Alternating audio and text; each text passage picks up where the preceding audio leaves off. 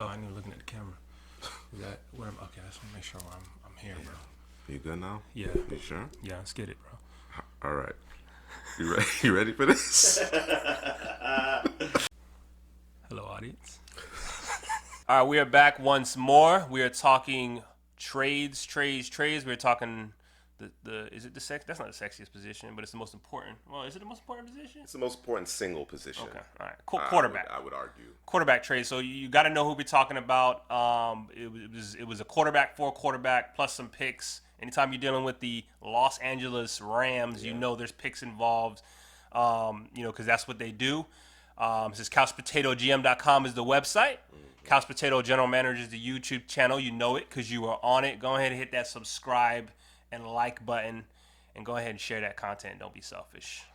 We got it all out the way. All out. We're gonna do it. We're gonna run it back though at the end too. So we're a little late to the party, but obviously the big trade really got this offseason started was the trade of Matthew Stafford to the Rams for Jared Goff and a host of picks, and you can see the actual pick values here on the screen. But let's focus on the part of the trade that involves the Rams, right? Okay. So Stafford, I'll ask you plainly, is Stafford in your mind at age 32?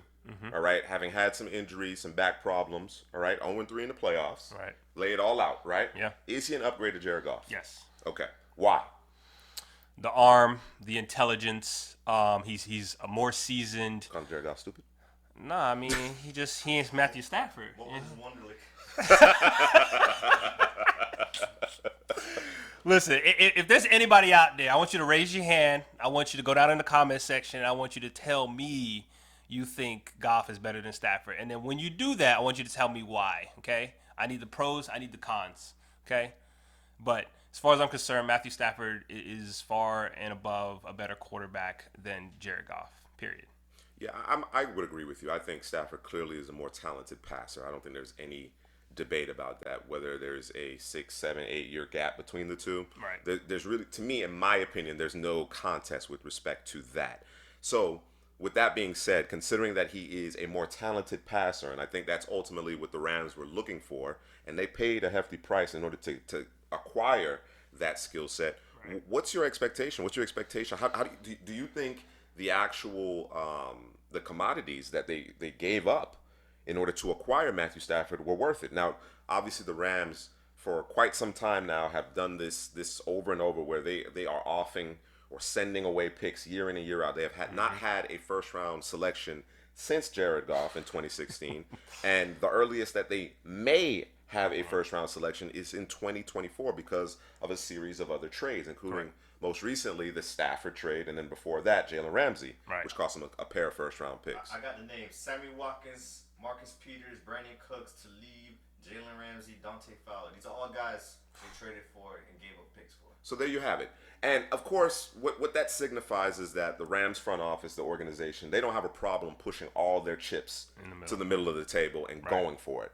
Right. And as a fan, you have to appreciate that. But we've discussed it, among us off air, and we think that there needs to be a balance there. And the reason why I feel that way, right, despite the fact that you have this upgrade at quarterback, and at the end of the day, if this turns into a Super Bowl championship, then it's all worth it at that point, right? Right. However, this consistent practice of bringing in the names, the one or two, and not good players, don't get me wrong, good players. What happens is that you lose your ability to actually provide depth. Now, the Rams have done a pretty good job of adding undrafted free agents and making quality second day and third day selections, right? However, the 53 that you start with each season is not the 53 that you end with, right? Never. And oftentimes what happens, and what I've seen over the last couple of years, is an issue along that offensive line. We always talk about it. The offensive line is the most important position group. My assumption in terms of what the front office is thinking is that, because Stafford can do more off script, that's what we need. That's the missing piece here in Los Angeles, because Goff needed it to be clean. He couldn't necessarily create on his own. He wasn't very good off a platform. The fact that Stafford has all of that arm talent, that natural arm talent, whether it be, the arm slot or being able to extend plays, that was the missing piece. In your estimation, do you think that's the reason why they went in as hard as they did? Yeah. I mean, it's pretty much that simple. I don't know if I need to add anything else into that. I mean, that 2 + 2 is 4, and that's essentially what it is. You identify a guy who would alleviate every issue you have at the QB position, and you can get him.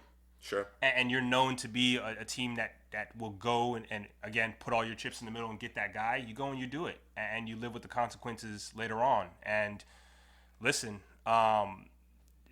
we going almost a decade. You ain't had a first round pick. I mean,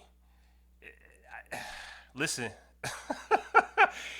that's what the Rams want to do. As long as it produces a Super Bowl. For me, I might need a couple more. Sure. You know what I mean? I'm a little greedy. Right. I think most fans may feel the same way I feel, but if it gets me one, as an owner, I can go. I can go with that. I can move with that. But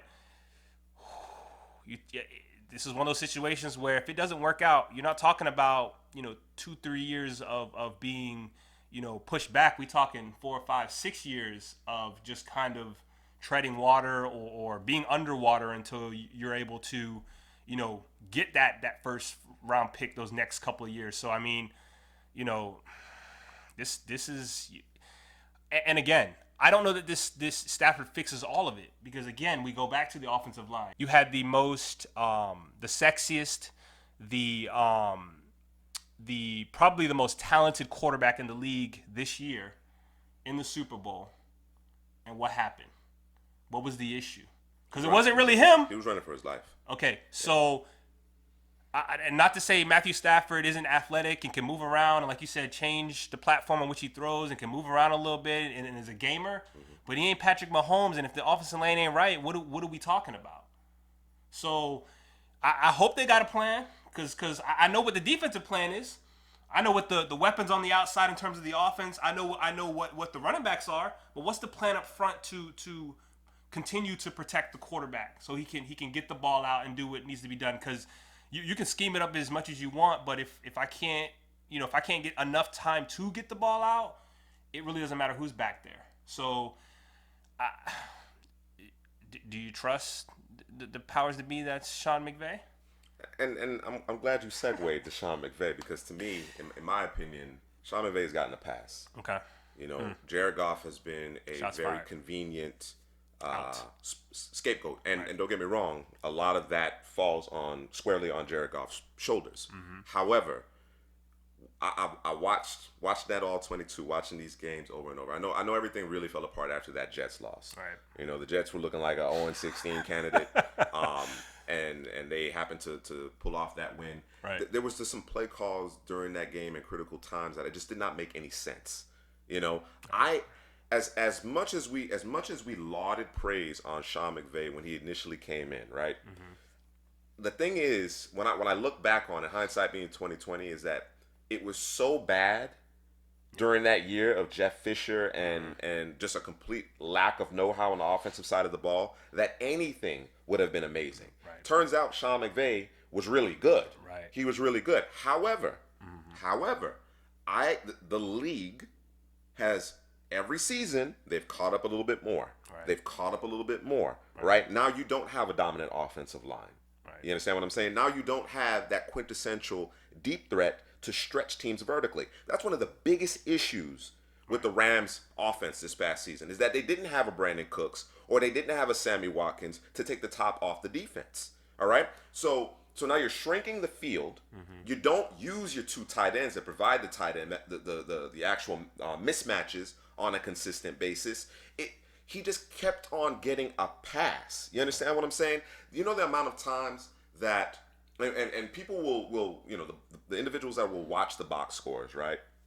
They'll look at Jared Goff's numbers, and they'll be like, well, his TDs pale in comparison. Well, you know how many times they actually threw the ball inside the 5-yard line? All right? It was a rarity. Nothing came easy. Yeah. Nothing came easy. People have it in their mind because of what happened several years ago, because of all the success that they had when they had Sue and they had Talib and they made that playoff run and they made it to the Super Bowl and Gurley looked like an MVP candidate. And people are still thinking, well, that's the wonderkin. That is Sean McVay. But the reality is that McVay, in many respects, not all respects, but in many respects, has not evolved. He has not evolved. He doesn't necessarily always use the personnel at his disposal in the best way. He continues to want to run his offense the way he wants to run it. And the fact that you, at times, not always, at times you're doing that round peg square hole, that's not on the players. No, that's coaching. That's coaching. So now you have the quarterback. You have the quarterback that, by and large, people feel is a substantial upgrade to the previous quarterback. You got no excuses at this point. I don't want to hear it. I don't want to hear it because, again, McVay has gotten a complete pass throughout this process. If you watch these games carefully, all right, what's the coach's job supposed to, what is the coach's responsibility? Put your players in the best position to succeed. He does not always put his players in the best position to succeed. Perhaps very early on, first couple of seasons, but as of late, that hasn't been the case on a consistent basis. So I'm really interested to see that. I'm happy for Matthew Stafford. Right. You know, he's going to a team that obviously has had a lot of success over the last several years. It hasn't culminated, obviously, into a championship, but they're always in the thick of things. Right. You know, the weapons they're quality weapons there. I think they, where I'm expecting the elevation of a Van Jefferson. Right. You know, Cam Akers hopefully can take another step. Darrell Henderson, if he's healthy, you get a good 1-2 combo. I think this team has a lot of talent, obviously, defensively. They're going to compete. They're going to be right in the thick of things, and I imagine they'll be in the playoffs. But I'm not convinced that Stafford puts them over the top. As talented as Stafford is, I'm not convinced it's enough to put them over the top. Can he split the difference between, the mistakes of what Goff did along with, getting McVay out of a bad play call? Yes. That's what it's going to come down to. That's what it's going to come down to. Here's the thing. You talked about, Patrick Mahomes before, right? Mm-hmm. You know what Patrick Mahomes has at his disposal? Andy Reid. Sean McVay is not Andy Reid. Yeah. Look at me. Sean McVay is not Andy Reid. All right, as talented as McVay is, as young as he is, he may one day be that guy, but he's not him right now. The evidence of that, in my opinion, is the fact that the defensive has caught up, and those adjustments. Right. It took Sean McVay 2.5 seasons to figure out the Bears 5-man front. Yeah, that's exactly the same one the Patriots deployed during that Super Bowl. It took them about 2.5 years to figure out a 5-man front. So you can't tell me it's just the quarterback. It's just the quarterback who can't think for himself. That the coach has to tell him what to do. I think McVay's a little bit of a control freak. So to your point, the question will come down to whether or not Stafford can split the difference between Goff's limitations and a bad play call or two from McVay. You understand what I'm saying? Like I said, I don't think McVay is an awful coach. I just think McVay has not been held accountable enough. Right. I really think that, in my opinion, when I look at it objectively, I think he's gotten a huge pass throughout this process. It's going to be, again, if they win a Super Bowl, all is forgiven, everything's good. Sure. We love you, kisses, smooches, hugs, and kisses, all that. XOXO, all that. But again, if this fails, if it doesn't work out, it's going to be crash and burn real hard, from miles up in the sky. Because of less Snead too, because he's the one who's pulling the trigger on got to clean house. There's nothing worse than, and the Texans are kind of living this right now, is there's nothing worse than not having, first of all, cap room to do anything, which at the current moment they're strapped, and not having draft capital. Like if those two things are hindering you right now, and again, obviously the Texans are in a world of hurt with whatever's going on over there, but just in terms of the Rams roster is it looks fantastic outside of the offensive line, but again, if this doesn't work out, you're the Texans, okay? You're the Texans, because again, how do you keep all the players? Like, what do you do? You know what I mean? So it's just, we gonna see. You trade DeAndre Hopkins for nothing. That's what ends up happening. Yeah. If you're the Texans, you're right. And you let Deshaun Watson. We'll talk about that in another video. Let us know if you agree, if you disagree, if you're good with the trade. If you don't agree in terms of, would you rather have a Goff, a Stafford? Did they give up too much? Did the Rams give up too much? What are your expectations for this year so far? Obviously, the draft hasn't happened, but they're not going to be participating in the draft, so it doesn't really matter. Just what are your expectations this year going into the season? And then I need somebody to hit me down in the comment section. Let me know what the offensive line is going to look like and what your expectations are there, because that's it has to be the most concerning thing for you as a Rams fan. But that's the video. CouchPotatoGM.com is the website. Couch Potato General Manager is the YouTube channel. You know it because you like it, because you're here. Go ahead and hit the like button. Hope you like it. You know what I mean? If you want to hit Might this, not like it. listen. If you want to hit the dislike button, hit that's that cool. Hit one of the two. Yeah, hit one of them. One of them. Yeah. Share the video and don't be selfish.